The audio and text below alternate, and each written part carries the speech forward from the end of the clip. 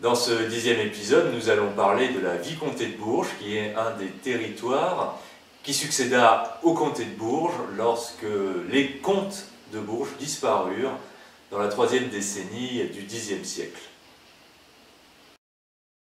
La première mention d'un vicomte à Bourges date de 910 et le dernier vicomte disparut en 1100.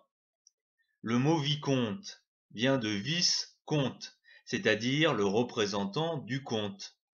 Mais les historiens pensent plutôt que la vicomté de Bourges est la suite d'une viguerie, où le viguier, fonctionnaire de l'Empire carolingien, s'appropria sa circonscription, la patrimonialisa, à la suite de la disparition du comte.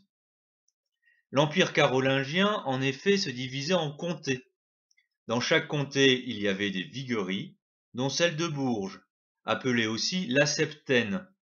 La septaine, ou vicomté de Bourges, était le territoire autour de Bourges, s'apparentant à un cercle de 7 lieues de rayon, d'où son nom de septaine. Aujourd'hui, quelques communes en ont conservé le souvenir, Soye, Savigny et Farges-en-Septaine. La vicomté de Bourges, au Xe et XIe siècle, est un petit territoire se situant ici. Le reste de l'ancien comté de Bourges, ou Berry, est partagé entre la seigneurie d'Issoudun, la seigneurie de Déole, le comté de Bourbon, tous anciennes vigueries, mais aussi le comté de Nevers et le comté de Blois. En 1100, le dernier vicomte de Bourges, appelé Eudes Arpin, décide de partir à la croisade. Pour financer son voyage, il vend ses terres à Philippe Ier, roi de France.